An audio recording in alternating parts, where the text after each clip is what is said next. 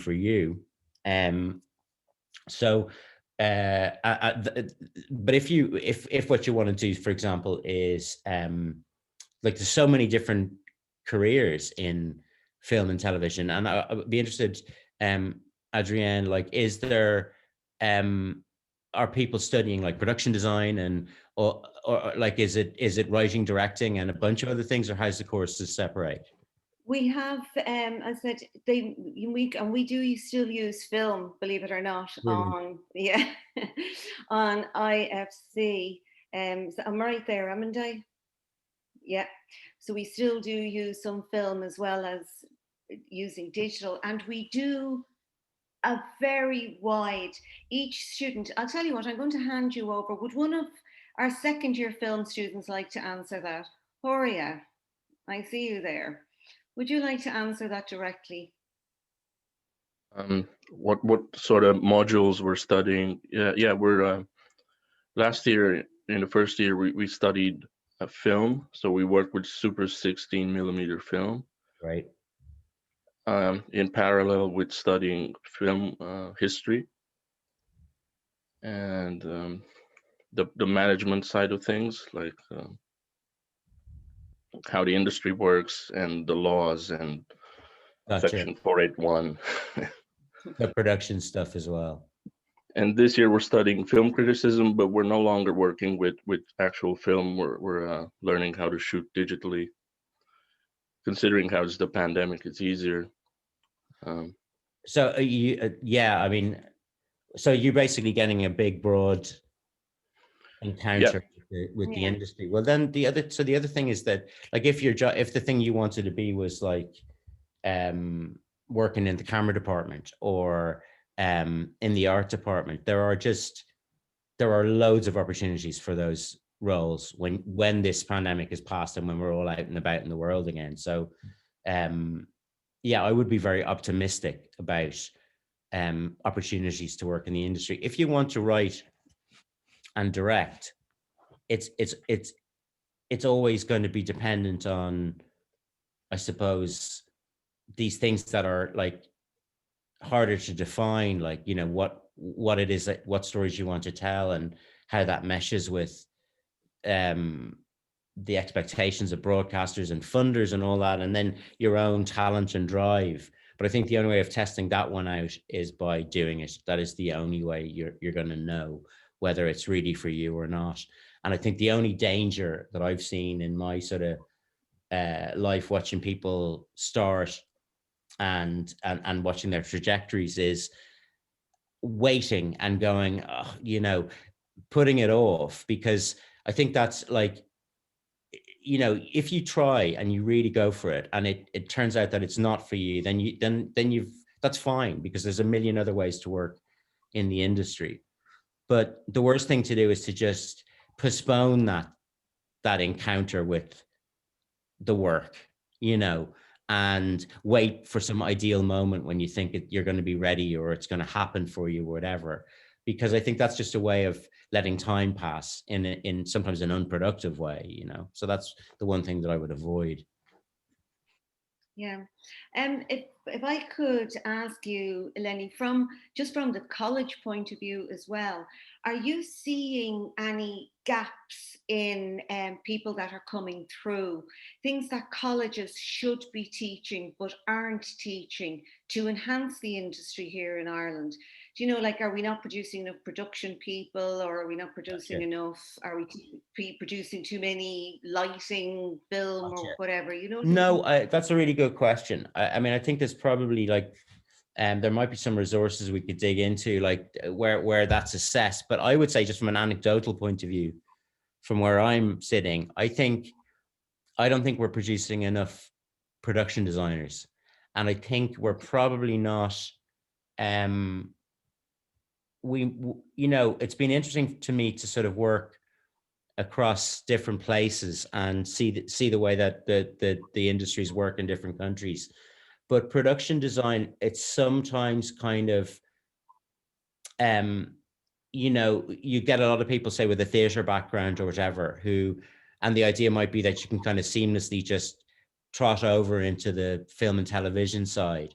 But actually, it's a very specific skill when you're designing for camera and understanding lighting and understanding how different formats, handle contrast and just there's a sort of and I think so producing people from the colleges with an interest in and an aptitude for production design, and then those people going up through the different sort of jobs within that department. I think that is a bit of a lack in this Okay. country. You'll probably have an extra 40 odd potential production designers in the next year or two. Brilliant. I also, is Thomas there? Thomas Hartigan. Hi, Aidan, how are you? There you are. Hiya, Thomas. You may recognize Thomas there. Yeah. Thomas had some nice words to say about you. And would you like to ask your question, Thomas? Hi, Lenny. I was featured extra on Normal People. Yes, I recognize your face. Nice to see you again. You too. No, my only question is, what's the update on Conversations with Friends?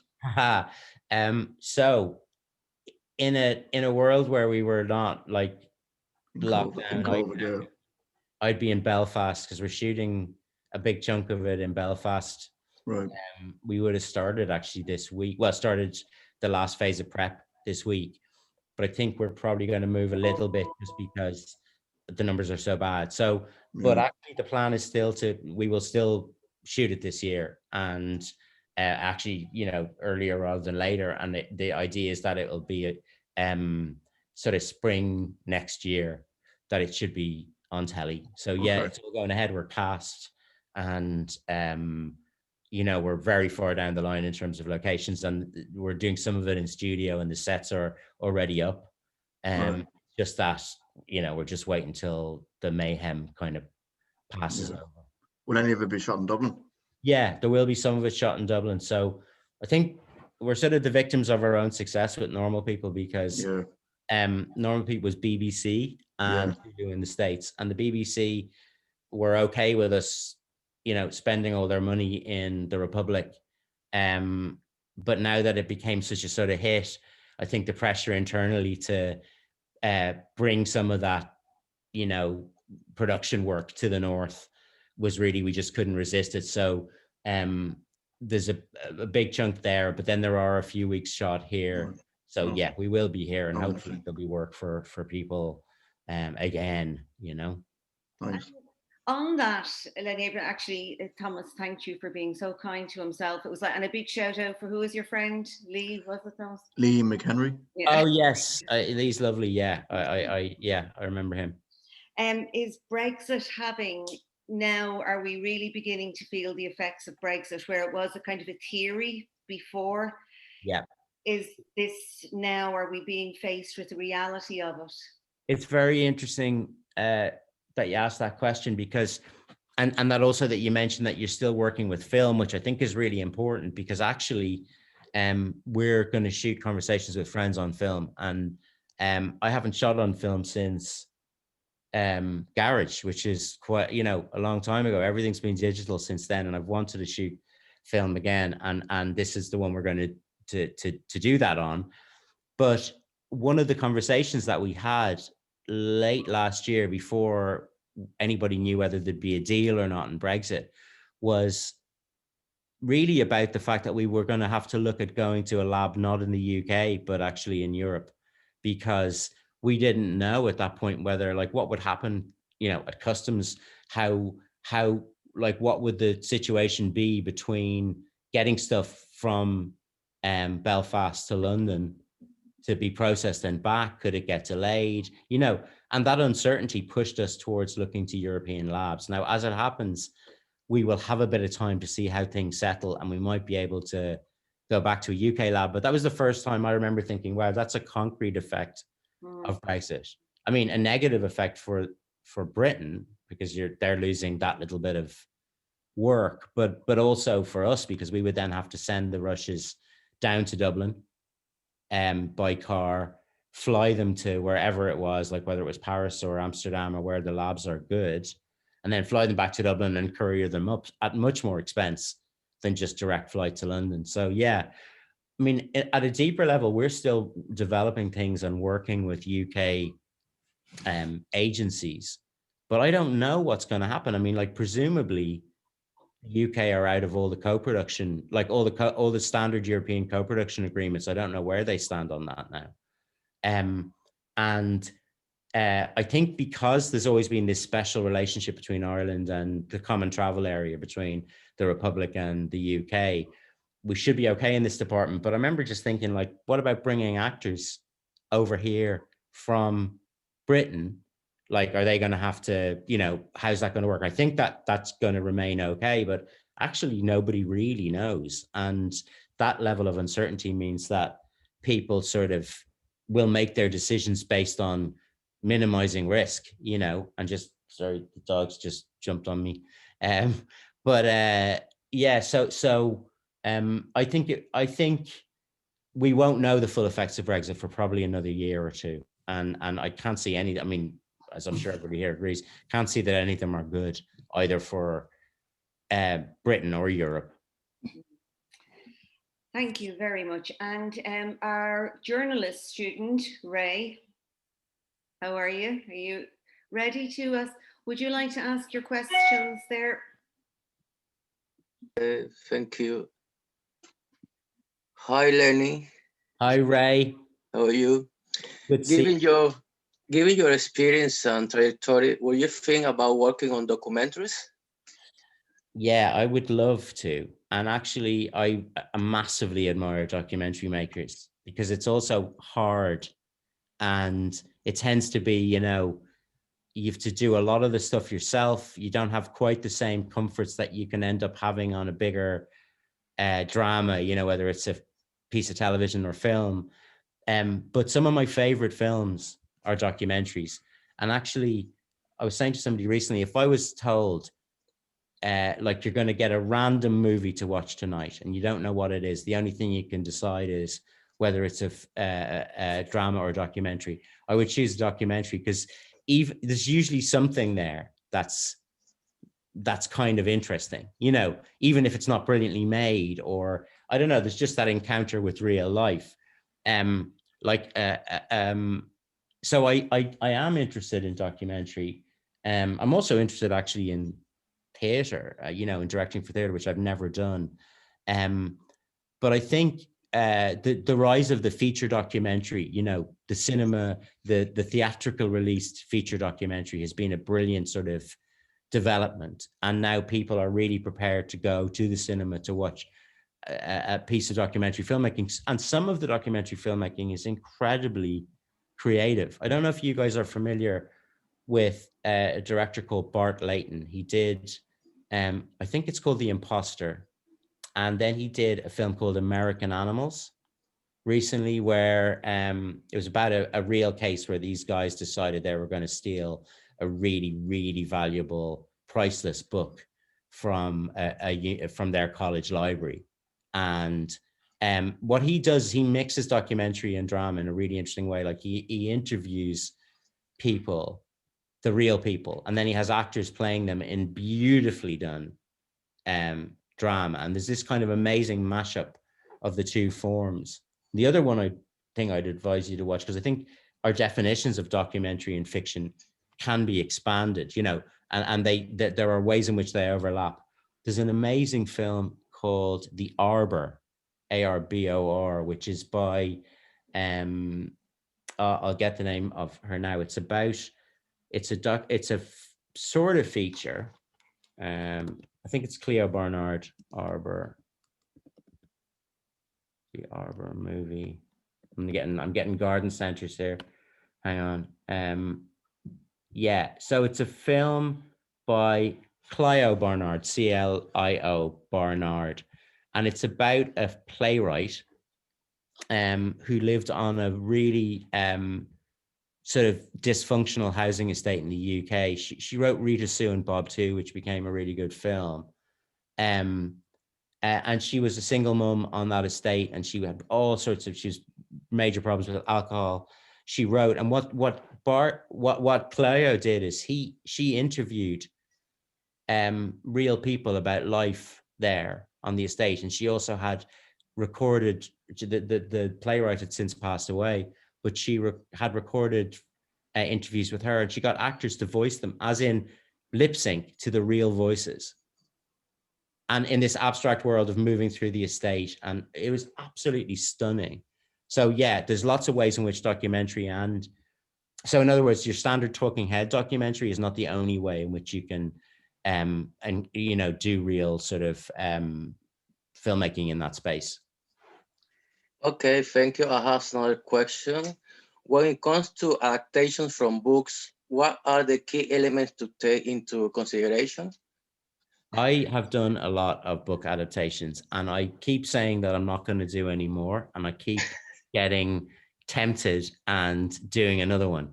And it's obvious, like there's a real reason, like there's a sort of obvious reason why books are so attractive, because from one point of view, you know, you have a lot of, there's this amazing sort of story that exists, and also from a kind of industry point of view, the industry goes, oh yes, we feel comfortable with that because we can see the thing that you're going to make, you know, and maybe there's an audience for it already because people love the book. So, but I don't think it's the best. I mean, I'm saying this as somebody who's kind of made my name on it, but I don't think it's ultimately the healthiest thing for the industry, that kind of, you know, artistically, that reliance on existing material. I did have this amazing moment where I thought, like, God, I was in the States at this event leading up to normal people coming out. This is before the lockdown, obviously, before all that. And I really, so I was with Sally Rooney, who wrote Normal People, the novel, and we met a very senior executive at a big studio. And this executive said, like, oh my God, to Sally, oh my God, your book, I just love your book. What an incredible piece of IP you wrote, she said. In other words, what an incredible piece of intellectual property you wrote. She didn't even call it a book. It was just a thing that you could buy and turn into something else. And so, but to go to your question, I do think, yeah, some of my favorite films are based on books. I think you just have to recognize, I get a strong feeling if I feel like there's something that I can do, or that I have a picture in my head of what it will feel like. I had that really strongly with Room. I kind of knew within a few pages that I could turn it into a film, and that I could solve the sort of what appeared to be the problems of the novel, like how do you shoot in that space and all that stuff, and how do you get inside the boy's head without going into magical realism, which I didn't think would be as strong as the way we approached it. And I had that strong feeling that I just kind of knew it would work. But I think when you're doing the adaptations, the thing to remember is, you know, the media are so completely different. Like a novelist can tell you what to look at, you know, specifically. Actually, a really interesting way to think about it maybe is that a novelist can exclude things. Like if the novelist said, I walked into the room, they will then pick the one detail that they want you to know about that room, and everything else is hidden to you unless they tell you about it. Cameras in a way are kind of stupid. You know, you just take the lens cap off and the entire world floods in unmediated, you know, whatever it's looking at, it's all there. And so I think it's about it's about learning to exclude and to focus and to tease out something which is a more kind of, I don't know, there's a looser flow of story in prose, but film is a medium which unfolds in time in a really kind of precise way. And so I think it's about finding what that through line is in the novel, and what the thing is that you're going to follow from moment to moment. And to remember that the medium is different, and you can't over respect the novel. You can't sort of say, I know people who've said things like, oh, the way she describes that yellow wall in that scene, we have to get just the right yellow for our wall. The point is, if the novelist says something like, you know, you know, the wall was yellow like a slab of butter behind her, you go, oh, that's a beautiful metaphor, right? But if you try and shoot that, all you shoot is a yellow wall. You don't get the metaphor. And I think understanding that film creates its poetry in different ways, And what you're not doing is just copying the details as described in the book. You're reconstructing it in a different form. Okay, thank you for your time. Thanks, Ray. Kieran Adair, first your film. Hey there, how are you? Aaron. A question I had, I was wondering to get answered here was for writers, how do they kind of break into the business? Like, is there, because I know there are so many writers in Ireland, and everybody wants to write, and they don't really know which paths to take, how to get noticed, what's the first step? I'm just wondering for you, what was the first step? And you've worked with writers as well, so like, what is the first steps that any writer should take to get into the business? Well, I would say that, so a lot of the writers that come in that I would work with now, so we have like a writer's room on, a virtual writer's room on Conversations with Friends with Alice Birch leading it. And Alice would be a very good example of somebody that's done a lot of really high profile screenwriting in the last few years. She wrote Lady Macbeth, the Florence Pugh film, and then she did Normal People with Us. And she came from a playwriting background. And actually a lot of the people I'm working with in screenwriting come from a playwriting background. And I think the reason for that actually is it's a sort of practical reason, which is writing a play and having it performed is something that you have a bit more control over than writing a screenplay and then sort of sending it out into the world and hoping it will land on somebody's desk. Unsolicited screenplays are really rare. Like, it is so rare that somebody sends you something. It's never happened to me. And I don't know if it's ever happened in, for example, Element, which is a big company where I work with. So whereas if you're writing a play, there are chances to work with smaller theater companies or people that you know yourself, or to create a kind of a sort of a group yourself that could put it on. And I think, and again, it goes right back to that thing: find some way in which you can do the thing that you want to do through to completion. Like, I think in a way what happens is people are sort of standing at the base of what they think of as a really tall building and like trying to fire a tennis ball into the top window, in the hope that that's let's just sort of narrow opening, and they're pinning all their hopes on that. Whereas actually there's probably like openings in the building right in front of them. Mm-hmm. And I think so you just, in a way, it's about shrinking your perspective so that it becomes really, you can really act on it.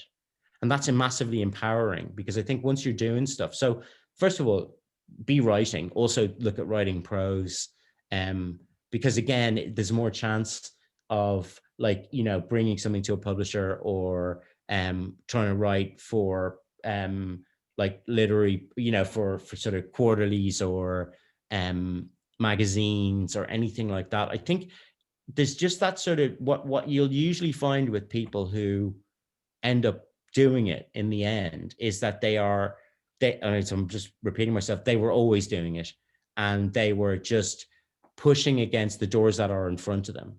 Mm.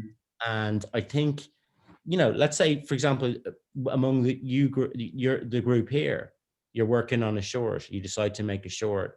You guys, you want to be a writer, so you've probably been working on stuff, you've got ideas, and you've got screenplay ideas, and one of your ideas gets picked, and you make it, and you push to work with the director that you most want to work with within the group, and then you push them to do it really well, and you work incredibly hard on it, as if the entire world was going to be sitting in a cinema watching it, and your work was going to be out there, and if it's good, it's amazing how something good, even on YouTube, will do the rounds in a film company. Like, there isn't, actually the one thing I think when people think about the industry is probably the best advice I can give you altogether is they think that it's absolutely dripping with incredible talent. And it's actually not. Like, talent is the thing in most short supply. And film producers, it's quite meritocratic. In other words, they don't care who you are, where you come from, what you look like. If they watch something that feels like it has the spark of something good, they'll just follow that person. They'll go, let's have a chat with them, or we'll just see what they do next. And there isn't that much talent, you know, it's the one thing in really short supply. So doing small good things really, really is a way of getting you noticed by the industry, because it is much smaller than you think it is. You know what I mean? And I can still think of the shorts that I saw, that I've seen, which I thought were really good. You know, and you'll go, wow, that who made that? You know, and then somebody, like, there are people will say, well, eventually somebody will say, well, I might just have a coffee with that person and see what they're thinking about, and if they have any ideas for other things, you know. So I think that's the thing. Don't try and lob that tennis ball into the 35th floor. Try and do the things that are in front of you and make them count. And I think it's really challenging yourself to do the very best thing that you can, and to be tough on yourself.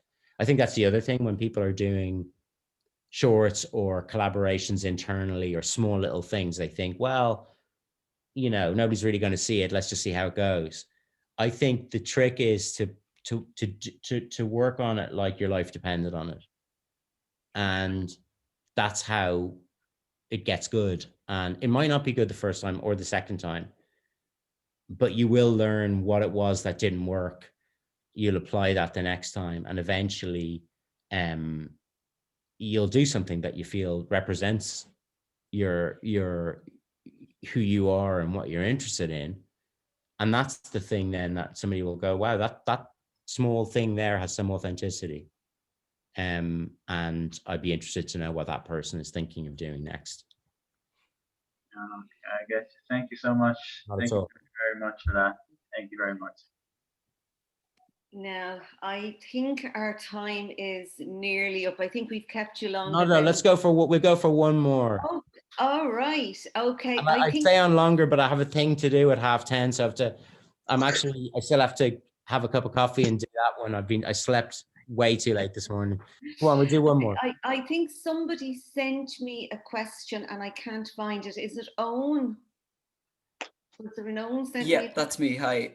Hi, how are you?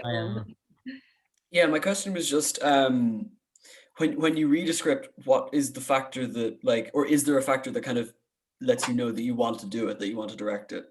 Well, I tend to be working right on the script from the beginning with either with the writer, or I actually do write. I sort of do passes on scripts as well. And now I'm challenging myself to do what I was just saying, which is to get to do some of the things I've been planning to write.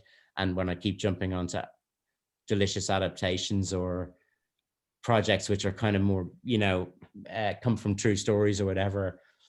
But the one thing that I do look for in writing, so say, for example, I'm looking at a screenplay because I'm thinking about working with a writer. That would often be what would happen. I'd read previous work.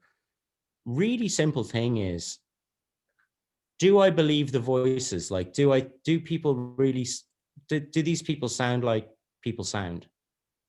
And if you look at screenplays, and what's happening often is that the writer will be desperately trying to set things up story-wise or plot-wise or or thematically. And then they start to kind of squeeze and stretch and distort the voices to fit what it is. Oh, thanks so much. What it is that they need to do, because they think, oh, well, it's really important that I get them to this point, or I want to establish in this scene that this character feels like this, all of which is important, of course, because you're telling stories. But the thing you can't lose is just the sense of real voices speaking. And so I'll often read scripts and just go, wow, it's sort of overwritten. That would be the thing that I would mostly find as a problem. Just overwritten, too much kind of people trying to be too funny, or, just a sort of forced quality to it. So when I get the feeling of real life and space to think about what's happening. And so let me think, I've never read a script, which I've never jumped on a script. Well, the only time actually I read a script and decided to do the film, where the script existed already, was Frank. And that was And it changed massively, right? But some of it was there already. And that's a weird example because Frank is so bonkers that there's like no accounting for.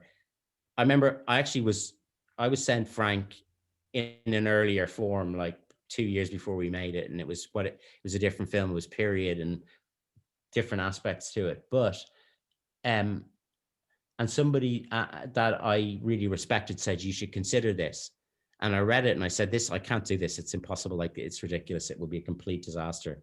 And I never work again. Like, there's just trying to make it work with the head. And it's so silly. And it could just be this kind of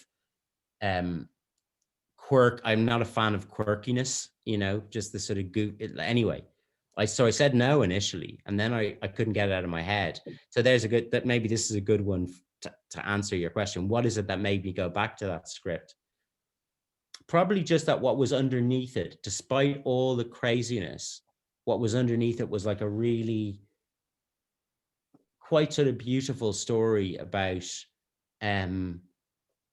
dysfunction and mental illness and creativity, and behind all the sort of absurdity of it, there was like a sort of reality or a truth. And it's a really, cliche thing to say, but that is sort of what I respond to anyway, is that feeling that that there's something true that I need to help uncover, and that there's work for me to do as well. That's the other thing. I often think if I read an absolutely perfect finished screenplay, I'd really enjoy it, but I wouldn't do it because I wouldn't think there was anything to find out left, so that sense that there's something to be discovered still is very important for me. But it's a good question. Fascinating answer. Thank you very much.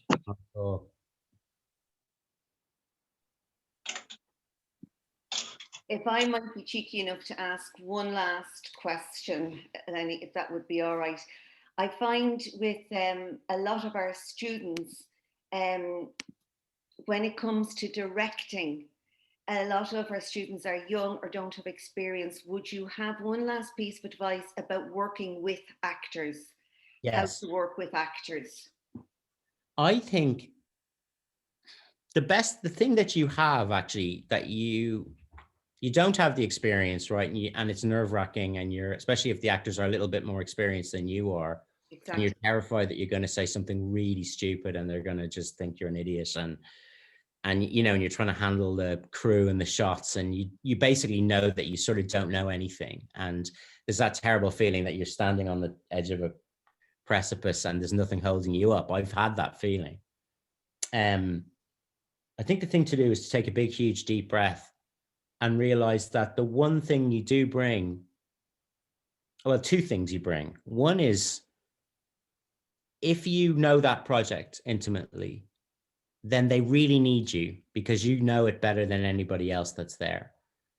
And if you stop worrying about how you're coming over and whether you look directorial in your approach or not, or whether you're kind of like, if you just forget that, because that's really ego, that is sort of, that's a kind of looking inward, and instead go, well, what am I here to do? And do that in a really simple, honest way with them, and say, look, I think this is what's happening in the scene.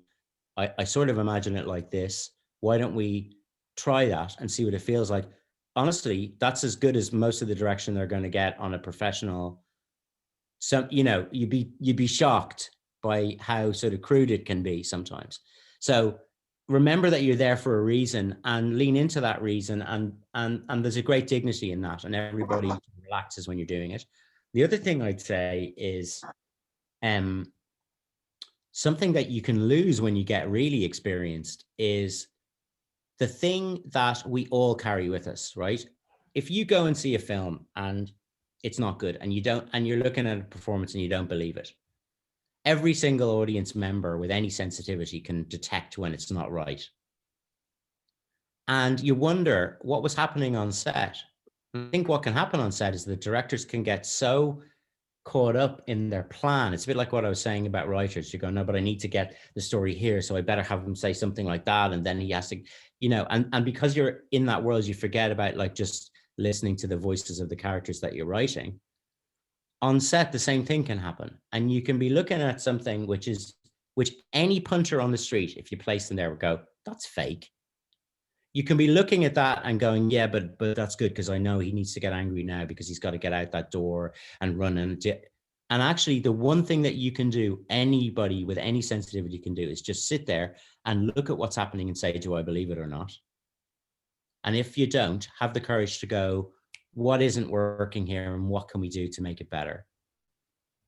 So I sometimes say about directors that everybody else has a job with lots of specific requirements, like, you know, the grip has to worry about when to push the dolly, or the DP's watching the lighting, and your job when the film is running, not when you're setting it up, but when the film is running and you're just watching it happen, your job is just to be the human being in the room who detect, like with your human being detector on, going, what is this? And it's really hard to do because you're so caught up in the thing. You've been working on it for ages, got all these ideas in your head, and it's very hard to switch them off. But actually, sometimes the lack of expertise, like not leaning into expertise, but leaning into just a sort of innate human capacity to know whether somebody else is truthful or not. That's the thing that I would emphasize, is you always have that. That's not something which you don't have at the beginning.